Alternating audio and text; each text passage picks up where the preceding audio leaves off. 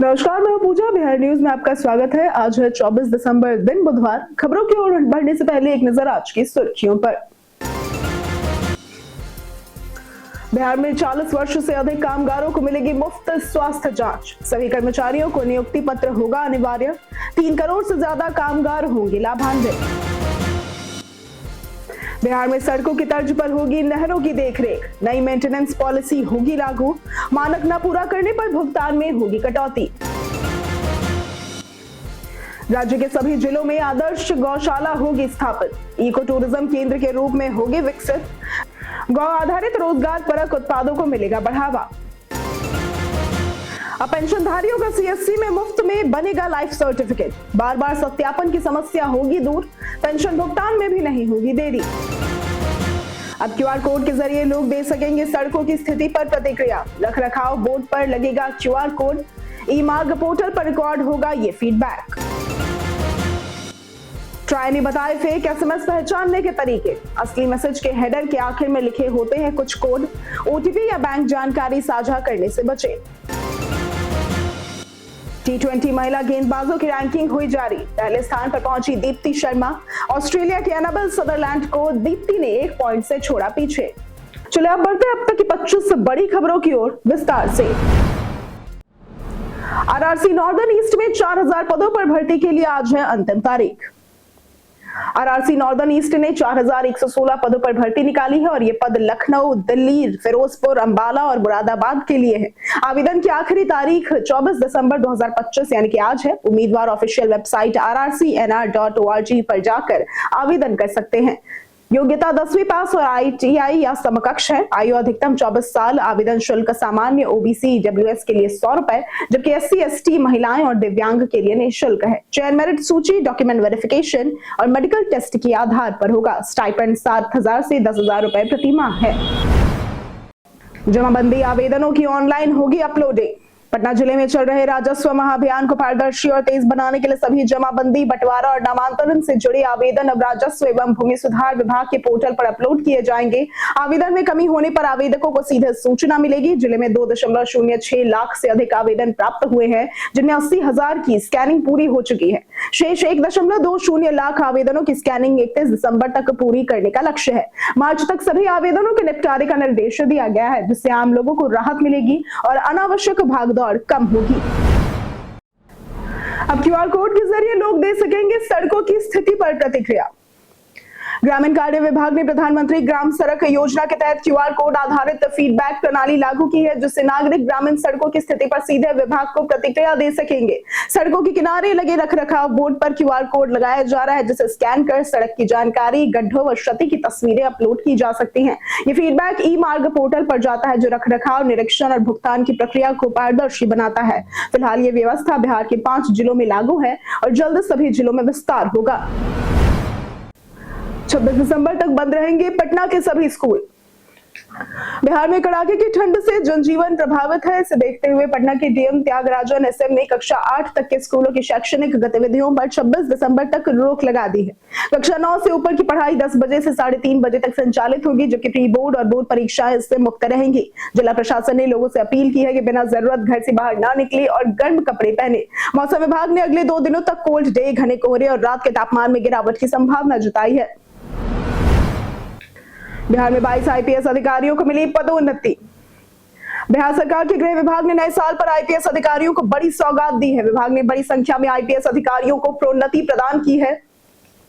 इस क्रम में एडीजी मुख्यालय कुंदन कृष्णन को डीजी रैंक में पदोन्नत किया गया है और इसके अलावा केंद्रीय प्रतिनियुक्ति पर तैनात 5 और राज्य में कार्यरत 3 डीआईजी समेत कुल 8 अधिकारियों को आईजी रैंक में प्रोन्नति मिली है।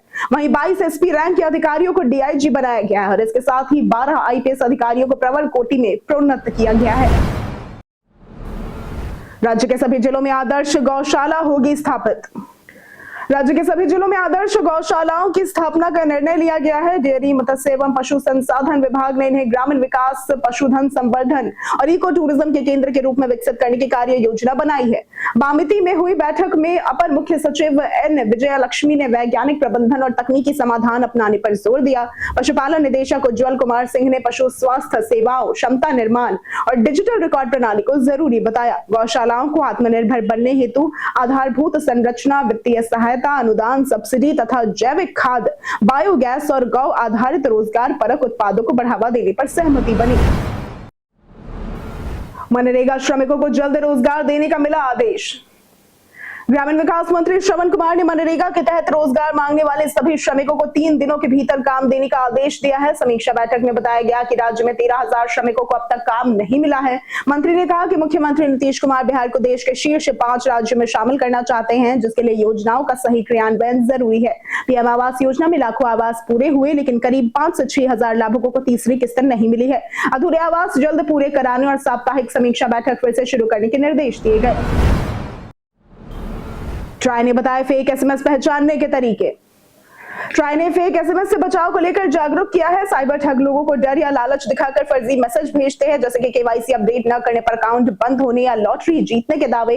ट्राई के अनुसार असली मैसेज के हेडर के आखिर में P for promotional, S for service, T for transactional और G फॉर गवर्नमेंट जैसे सफिक्स लिखे होते हैं। फेक एसएमएस में अजीब से लिंक, इमरजेंसी का दबाव और बैंक डिटेल्स या फिर OTP या पिन मांगा जाता है। एक्सपर्ट्स ये सलाह देते हैं कि किसी भी अनजान मैसेज, लिंक या कॉल पर भरोसा न करें और कभी भी OTP या बैंक जानकारी को साझा न करें। अब मोबाइल ऐप से बिकेगा घरेलू कचरा। बिहार ने स्वच्छता और तकनीक के क्षेत्र में नई पहल की है। सिवान जिले के नौतन प्रखंड स्थित लखवा ग्राम पंचायत देश का पहला गांव बना है, जहां घरेलू कचरे की खरीद मोबाइल ऐप के जरिए हो रही है। नीतीश सरकार की लोहिया स्वच्छ बिहार अभियान के तहत शुरू इस मॉडल में कबाड़ मंडी ऐप के माध्यम से ग्रामीण कचरे का विवरण दर्ज करते हैं और एजेंसी घर से कचरा तौल कर तय दर पर भुगतान करती है। इससे कचरे का पृथक्करण बढ़ा, पारदर्शिता आई और कचरा आर्थिक संसाधन बना। प्रसंस्करण से उपयोगी उत्पाद बन रहे हैं, जिससे पर्यावरण संरक्षण और स्थानीय रोजगार दोनों को बढ़ावा मिल रहा है। बिहार में 40 वर्ष से अधिक कामगारों को मिलेगी मुफ्त स्वास्थ्य जांच। केंद्र सरकार द्वारा लागू 4 नए श्रम कानूनों से बिहार के लगभग 3.5 करोड़ कामगार लाभान्वित होंगे।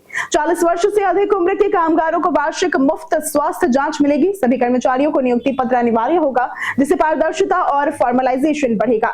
गिग वर्कर्स को सामाजिक सुरक्षा, कॉन्ट्रैक्ट कर्मचारियों को स्थायी कर्मचारियों जैसी सुविधाएं और ग्रेच्युटी के लिए न्यूनतम सेवा अवधि सिर्फ 1 वर्ष कर दी गई है।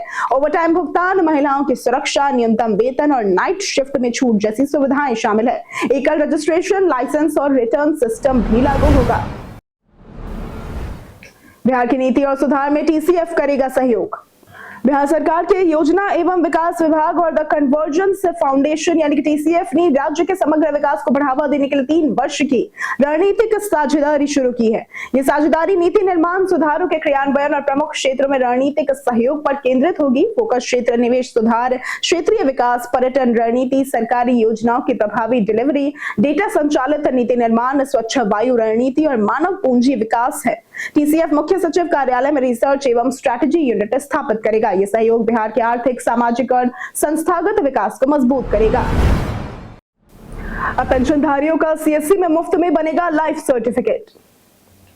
बिहार सरकार ने सामाजिक सुरक्षा पेंशनधारियों के लिए आधार आधारित जीवन प्रमाणीकरण प्रक्रिया सरल और निःशुल्क कर दी है। अब वृद्ध, विधवा और दिव्यांग पेंशनधारी CSC केंद्रों पर ही जीवन प्रमाणीकरण करा सकते हैं, जिससे पेंशन भुगतान में देरी और बार बार सत्यापन की समस्या दूर होगी। वर्ष 2025 में पेंशन राशि 400 से बढ़कर 1100 कर दी गई है। मुख्यमंत्री वृद्धजन, लक्ष्मीबाई विधवा और निःशक्तता पेंशन योजनाओं के तहत लाभार्थियों को आर्थिक सहायता मिलती है। SSP MIS पोर्टल और CSC या फिर RTPS केंद्रों के माध्यम से ऑनलाइन और ऑफलाइन आवेदन संभव है। आवश्यक दस्तावेजों में आधार, बैंक पासबुक, फोटो और संबंधित प्रमाण पत्र शामिल है। पंकज त्रिपाठी ने बताया प्रोडक्शन डेब्यू के लिए क्यों चुना YouTube। पंकज त्रिपाठी ने अपनी वेब सीरीज परफेक्ट फैमिली को ओटीटी के बजाय यूट्यूब पर रिलीज करने का फैसला रचनात्मक स्वतंत्रता के कारण लिया। उन्होंने बताया कि ओटीटी प्लेटफॉर्म पर निवेश और दाव बड़े होने से कई रचनात्मक व कानूनी दखल भी होते हैं, जिससे कलाकार का विजन प्रभावित होता है। यूट्यूब पर उन्हें बिना किसी प्लेटफॉर्म, कानूनी टीम या सेंसरशिप की बाधा के काम करने की आजादी मिली। उन्होंने यह भी साझा किया कि ओटीटी पर संवाद और कविताओं तक के लिए अनुमति लेनी पड़ती थी, जिससे दृश्यों का असर कम हो जाता था। उनके अनुसार किसी रचना का मूल्यांकन दर्शकों को करना चाहिए। बिहार में सड़कों की तर्ज पर होगी नहरों की देखरेख। बिहार में सड़कों की तरह नहरों के लिए नई मेंटेनेंस पॉलिसी लागू की जाएगी, जिससे अंतिम छोर तक सिंचाई का पानी पहुंचेगा। जोनवार एजेंसियों को 5 साल तक नहरों की देखरेख की जिम्मेदारी दी जाएगी और मानक न पूरा करने पर भुगतान में कटौती होगी। इससे 39 लाख हेक्टेयर में सिंचाई बहाल होने की संभावना है, जबकि अभी 17 लाख हेक्टेयर में सुविधा है। हर खेत तक सिंचाई का पानी योजना के तहत 1179 योजनाएं पूरी हुई है और नई पॉलिसी से खरीफ रबी फसलों की उत्पादकता बढ़ेगी और किसानों को राहत मिलेगी। प्राक परीक्षा योजना से कमजोर वर्ग के विद्यार्थियों को मिलेगा लाभ। बिहार सरकार की प्राक परीक्षा प्रशिक्षण योजना आर्थिक रूप से कमजोर, पिछड़ा और अति पिछड़ा वर्ग के मेधावी छात्रों के लिए निःशुल्क प्रतियोगी परीक्षा कोचिंग उपलब्ध कराती है। इस योजना के तहत 6 माह का प्रशिक्षण, डिजिटल अध्ययन केंद्र, उन्नत पुस्तकालय, प्रेरक सत्र और 75% उपस्थिति पर 3000 प्रोत्साहन राशि दी जाती है। पात्रता के लिए छात्र का बिहार का निवासी होना, पिछड़ा या अति पिछड़ा वर्ग से होना और परिवार की वार्षिक आय 3 लाख रुपए से कम होना आवश्यक है। नामांकन पूरी तरह से ऑनलाइन है और अनुभवी शिक्षकों द्वारा बीपीएससी एवं अन्य परीक्षाओं का सिलेबस आधारित प्रशिक्षण दिया जाता है। जाने आज कैसा रहेगा बिहार के मौसम का मिजाज। मौसम विभाग ने बिहार के दक्षिण पश्चिम जिलों में कोहरे को लेकर अलर्ट जारी किया है। अधिकांश जिलों में अत्यंत घना कुहासा छाए रहने की संभावना है, जिससे सुबह के समय दृश्यता काफी कम हो जाएगी। विभाग के अनुसार 24 दिसंबर सुबह 8 बजे तक नवादा, लखीसराय और शेखपुरा जिलों में घना से अत्यंत घना कोहरा छाए रहेगा, यानी कि आज।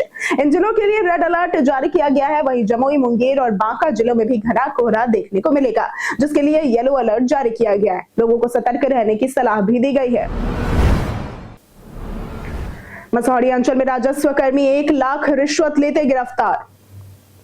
पटना जिले के मसौढ़ी अंचल में निगरानी अन्वेषण ब्यूरो ने राजस्व कर्मचारी राजा कुमार को रिश्वत लेते रंगे हाथों गिरफ्तार किया। मामला जहानाबाद निवासी रवीश कुमार की शिकायत पर सामने आया, जिसमें आरोप था कि कर्मचारी ने जमीन के परिमार्जन के एवज में 1 लाख रुपए की घूस मांगी थी। शिकायत के सत्यापन के बाद पुलिस उपाधीक्षक मोहम्मद वसीम फिरोज के नेतृत्व में विशेष धावा दल ने अंचल कार्यालय में कार्रवाई की। गिरफ्तार कर्मचारी से पूछताछ चल रही और उसे विशेष न्यायालय में पेश किया जाएगा। ये कार्रवाई सरकारी कार्यालयों में भ्रष्टाचार पर कड़ा संदेश है। सामाजिक सुरक्षा योजनाओं की अब विस्तृत रिपोर्ट होगी तैयार। समाज कल्याण विभाग सभी जिलों में जाकर सामाजिक सुरक्षा योजनाओं की समीक्षा करेगा। कुछ जिलों में समाज कल्याण मंत्री भी शामिल होंगे। समीक्षा में वृद्धजन पेंशन, विधवा पेंशन और दिव्यांगता पेंशन जैसी योजनाओं पर विशेष जोर रहेगा और इसके साथ ही लंबित मामलों और नए आवेदनों के निष्पादन की गति का आकलन भी होगा। विभाग आंगनबाड़ी केंद्रों पर फीडबैक भी जुटाएगा, जिसमें पोषाहार वितरण, सेविका सहायिकाओं की उपलब्धता और संचालन की स्थिति शामिल है। जिलों से रिपोर्ट आने के बाद मुख्यालय में व्यापक बैठक होगी, जिसमें समस्याओं के समाधान और योजनाओं की मॉनिटरिंग में तकनीक के इस्तेमाल पर चर्चा की जाएगी। राजस्व अधिकारियों की छुट्टियां हुई रद्द। पटना जिले में राजस्व और भूमि सुधार कार्यों को समय पर पूरा करने के लिए जिलाधिकारी डॉक्टर त्यागराजन एसएम ने 23 से 31 दिसंबर तक सभी संबंधित अधिकारियों और कर्मचारियों की छुट्टियां रद्द कर दी हैं। इसमें भूमि सुधार उप समाहर्ता, अंचलाधिकारी, राजस्व अधिकारी और कर्मचारी भी शामिल हैं।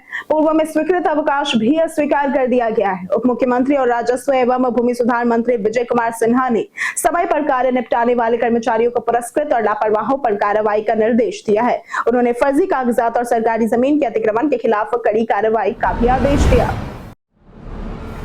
मुख्यमंत्री फेलोशिप योजना से बिहार के युवा बनेंगे सशक्त। बिहार में मुख्यमंत्री फेलोशिप योजना के तहत मुख्यमंत्री श्री नीतीश कुमार के नेतृत्व में राज्य और आईआईएम बोधगया की साझेदारी से युवाओं को नीति निर्माण, प्रशासनिक नवाचार और विकास प्रक्रिया में सक्रिय भागीदारी का अवसर दिया जा रहा है। इस योजना के अंतर्गत प्रतिभाशाली युवाओं को 80,000 से 1.5 लाख प्रतिमाह मानदेय के साथ व्यवहारिक अनुभव भी मिलता है। सीएमएफएस केवल युवाओं को शासन से जोड़ने का माध्यम नहीं है, बल्कि ये सुशासन, नीति, प्रभावशीलता और सतत विकास को सशक्त बनाने में भी मदद कर रही है। योजना से बिहार में नवोन्मेषी और भविष्योन्मुख प्रशासनिक व्यवस्था को बल मिल रहा है। बीवीआर राज की जमीन से अवैध कब्जा हटाने को लेकर भेजा गया नोटिस। अंचल प्रशासन ने बेतिया राज की सैकड़ों एकड़ जमीन को अतिक्रमण से मुक्त कराने की कार्रवाई शुरू कर दी। हथुआवा पंचायत के जमुनिया गांव में 80 से अधिक, भुईधरवा में 115 से ज्यादा तथा मच्छहा, डीही, पकड़ी और खैरवा पंचायतों में सैकड़ों घर बेतिया राज की जमीन पर बने हैं। कुल लगभग 350 घरों को हटाया जाएगा। अतिक्रमणकारियों को नोटिस भेजकर कागजात मांगे गए हैं। अवैध जमाबंदी रद्द करने की प्रक्रिया जारी है। सरकार के निर्देश पर यह कार्रवाई की जा रही है। हालांकि वर्षों से बसे लोगों के कारण ये प्रशासन के लिए चुनौतीपूर्ण भी हो सकता है। बिहार में डायल 112 बनी भरोसेमंद सेवा। बिहार में डायल 112 अब केवल हेल्पलाइन नहीं बल्कि भरोसेमंद इमरजेंसी रिस्पांस सिस्टम बन गया है। औसतन 12 मिनट में पुलिस टीम कॉल करने वाले तक पहुंच रही है, जिससे राज्य ने देश में दूसरा स्थान हासिल किया है। पिछले 3 वर्षों में करीब 50 लाख लोगों को त्वरित मदद मिली है और पूरे बिहार में 1833 जीपीएस सक्षम वाहन तैनात है, जो कंट्रोल रूम से लाइव मॉनिटर किए जाते हैं। महिलाओं, बच्चों और वरिष्ठ नागरिकों के मामले प्राथमिकता से निपटाए जाते हैं और पुलिस बल मजबूत करने के लिए बड़ी बहाली अभियान, नए चालक सिपाही और दारोगा पदों की भर्ती भी जारी है। डिप्टी सीएम ने दरभंगा के खान निरीक्षण को किया निलंबित। बिहार के उप मुख्यमंत्री एवं खान एवं भूतत्व मंत्री विजय कुमार सिन्हा की अध्यक्षता में बीते दिन एक उच्च स्तरीय समीक्षा बैठक की गई। इस बैठक में सभी जिलों को राजस्व समाहरण लक्ष्य 100% प्राप्त करने के लिए 3 दिनों में कार्य योजना तैयार करने का निर्देश दिया गया और अवैध खनन और अनियमितताओं पर सख्त कार्रवाई का निर्णय भी लिया गया, जिसमें दरभंगा जिले के खनिज विकास पदाधिकारी पर स्पष्टीकरण एवं खान निरीक्षक निलंबन शामिल है। राज्य भर में 400 पुलिस बल तैनाती, बालू घाटों पर सीसीटीवी, पहचान पत्र वितरण और जागरूकता शिविर आयोजित करने के निर्णय लिए गए। सभी कार्य पारदर्शी एवं वैध ढंग से सुनिश्चित होंगे। T20 गेंदबाजों की रैंकिंग में पहले स्थान पर पहुंची दीप्ति शर्मा। भारतीय महिला क्रिकेट टीम की allrounder Deepti Sharma ICC T20 गेंदबाजों की रैंकिंग में पहले स्थान पर पहुंच गई है। दीप्ति ने ऑस्ट्रेलिया के एनाबेल सदरलैंड को सिर्फ 1 रेटिंग पॉइंट से पछाड़ते हुए 737 अंक के साथ शीर्ष स्थान हासिल किया। अरुंधति रेड्डी और श्री चरणी ने भी रैंकिंग में सुधार किया, जबकि जोमिमा रोड्रिग्स T20 बल्लेबाजों में 5वें स्थान पर ऊपर पहुंची। स्मृति मंधाना शीर्ष भारतीय बल्लेबाज है। वनडे रैंकिंग में मंधाना से नंबर 1 का स्थान साउथ अफ्रीकी लॉरा वोल्डाट ने ले लिया। कई कारणों से दर्ज है भारत के इतिहास में आज की तारीख। 2014 में अटल बिहारी वाजपेयी और मदन मोहन मालवीय को भारत रत्न देने की घोषणा हुई। 2000 में विश्वनाथन आनंद विश्व शतरंज चैंपियन बने। 1986 में लोटस टेम्पल श्रद्धालुओं के लिए पहली बार खोला गया था। 1997 में नीरज चोपड़ा का जन्म हुआ था, जो भारतीय ट्रैक और फील्ड एथलीट प्रतिस्पर्धा में भाला फेंकने वाले खिलाड़ी हैं। 1963 में राजू श्रीवास्तव का जन्म हुआ था। ये भारत के प्रसिद्ध हास्य कलाकार व अभिनेता थे। 2016 में दीनानाथ भार्गव का निधन हुआ था। ये भारत के प्रसिद्ध चित्रकार जो कि नंदलाल बोस के शिष्य थे। 1988 में जैनेन्द्र कुमार का निधन हुआ था। ये हिंदी साहित्य के प्रसिद्ध मनोवैज्ञानिक, कथाकार और उपन्यासकार थे। हम प्रतिदिन आपसे 5 ऐसे जरूरी सवाल और उसके जवाब बताएंगे जो कि बीपीएससी, बिहार पुलिस, दारोगा समेत एसएससी जैसे अन्य प्रतियोगी परीक्षाओं में काम आएंगे। सवाल इतिहास, बिहार स्पेशल, विज्ञान, करंट अफेयर्स और भूगोल से रहेंगे। पूछे गए 5 सवालों में आपने कितना सही उत्तर दिया, ये हमें कमेंट करके जरूर बताएं। हमारा पहला सवाल है, मोक्ष कल्याणक किस समुदाय के लोगों द्वारा बनाया जाता है? ए हिंदू, बी जैन, सी सिख या फिर डी ईसाई?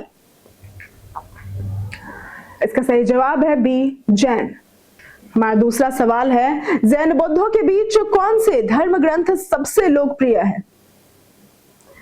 ए सुखावती व्यूह, बी सुधर्म पुंडरिका, सी प्रज्ञा पारमिता या फिर डी शुरंगम समाधि? इसका सही जवाब है डी शुरंगम समाधि। हमारा तीसरा सवाल है, वो कौन सा एकमात्र राज्य है जो व्यावसायिक उद्देश्यों के लिए मखाना का उत्पादन करता है? ए बिहार, बी कर्नाटक, सी गोवा या फिर डी हिमाचल प्रदेश? इसका सही जवाब है ए बिहार। हमारा चौथा सवाल है, मेसर का प्रिस्टीन फूड पार्क किस स्थान पर स्थित है? ए कैमूर, बी सिवान, सी रोहतास या फिर डी मानसी? इसका सही जवाब है डी मानसी। हमारा पांचवा सवाल है, भारत छोड़ो आंदोलन के दौरान कौन सा डिवीजन लगभग 2 महीने तक जनता के शासन के अधीन था? ए तिरहुत, बी पटना, सी भागलपुर या फिर डी सारण? इसका सही जवाब है ए तिरहुत। बीते दिन हमारे द्वारा पूछे गए सवाल का जवाब आप लोगों में से बहुत लोगों ने हमारे कमेंट सेक्शन में लिख कर दिया है। जिन्होंने हमारे द्वारा पूछे गए सवाल का जवाब दिया है उनके नाम है राजेश मांझी, आकाश कुमार, कविता कुमारी, रंजीत मिश्रा, अशोक कुमार, विवेक मिश्रा, संतोष यादव, चंदन कुमार, राम बाबू दास, सूरज रॉय, राजीव कुमार, गीता देवी, सुरेंद्र बेसरा, मिथिलेश कुमार, बाबूलाल मरांडी, विवेक मिश्रा, लक्ष्मी मेहता, अनवर करीम खान, सविता कुमारी, अब्दुल मन्नान, दयानंद सिंह, सोनू कुमार सिंह, कुश कुमार यादव, पंकज राज, नौशाद रजा, राजकुमार यादव, मनोज कुमार, देवेंद्र सिन्हा, धनेश्वर साहू जी, अबोध कुमार, विकास कुमार, राजेश मांझी, पुरुषोत्तम कुमार और विशाल कुमार। इसी के साथ बढ़ते हैं आज के सवाल की ओर। आज का सवाल है, आपके हिसाब से क्या बिहार में महिला सुरक्षा में सुधार हुआ है? आप अपना जवाब हमें हमारे कमेंट सेक्शन में लिखकर जरूर बताएं। आज के लिए सिर्फ इतना ही। बिहार की तमाम खबरों के साथ बनी रहने के लिए देखते रहें बिहारी न्यूज। और साथ ही अगर आप यूट्यूब चैनल पर देख रहे हैं तो चैनल को सब्सक्राइब करें, और अगर आप फेसबुक पेज पर देख रहे हैं तो लाइक और फॉलो जरूर करें।